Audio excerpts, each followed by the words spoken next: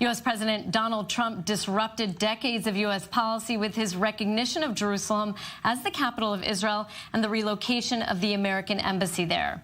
Israeli leaders praised the decision as historic and just and said it reflected the political reality since the seat of government is in Jerusalem. But Palestinian and Arab leaders condemned the move, calling it biased and a violation of international law. The embassy opening last May 14th prompted deadly protests at the Gaza border. Today, 1 year later, the Trump administration is not holding any official ceremony for its landmark decision. Instead, the American evangelical organization, the Friends of Zion, are holding a celebration in Jerusalem at the David Citadel Hotel. U.S. Ambassador David Friedman is slated to deliver an address, as well as Israel's Prime Minister Benjamin Netanyahu.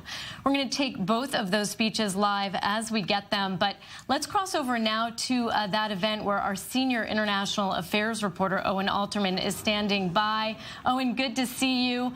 It's no surprise that this ceremony today is being organized by American evangelicals, is it? Absolutely not, Jordani. As you mentioned, the Friends of Zion Museum is an institution identified with evangelical Christianity and Christian Zionism, a driving force behind the embassy move itself. And as you mentioned, the event timed for the day that is the anniversary of that embassy move. And as you mentioned, Israeli Prime Minister Benjamin Netanyahu will be speaking here, as will U.S. Ambassador to Israel David Friedman. But before all that, we have with us former Congresswoman Michelle Bachmann. Congresswoman Bachmann, thank you so much for joining us. Owen, thank you. It's such an incredible privilege to be here. I can barely breathe. This is just incredible to be here tonight. Thank you so much. And we were speaking before that since you've left Congress, you've actually been very, very active in Israel advocacy. Tell our viewers a little bit about what you've been up to. Well, I'm the co-chair of the Jerusalem Prayer Breakfast, an initiative that began in the Knesset. And what we're doing is reaching out to all the nations of the world to ask them to turn their hearts toward Israel and Jerusalem in particular.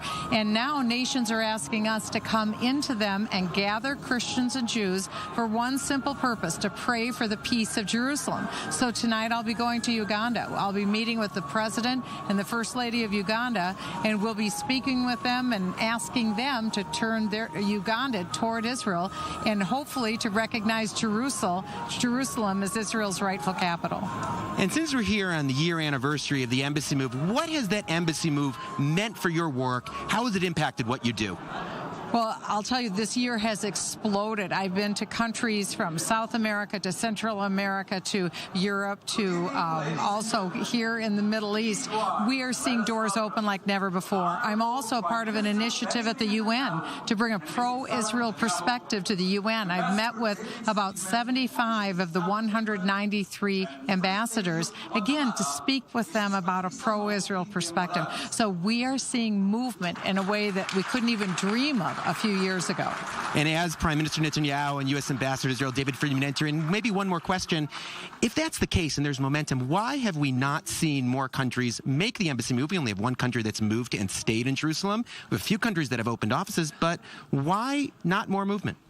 Oh, we are seeing movement. It is coming. Remember, think of where we were just a year ago. A year ago today, there was no other country but the United States. It was 1 year ago today that Donald Trump made the incredibly courageous, brave decision to recognize Jerusalem with moving our embassy.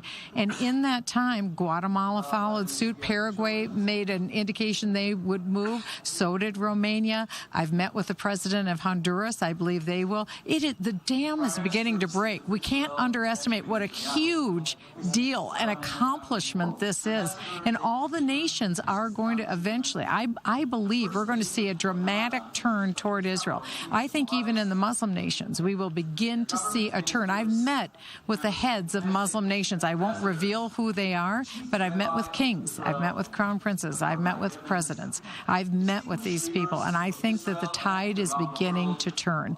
And so we just keep praying, we keep working, and I think the advocacy will result in a positive result, just like we're celebrating this evening. It really is amazing. We are in a land of miracles whose foreign policy is miracles, but we're also seeing the Bible being fulfilled in front of our eyes. It is the most incredible time to be alive. Let's talk a little bit still about how Europe has responded to this.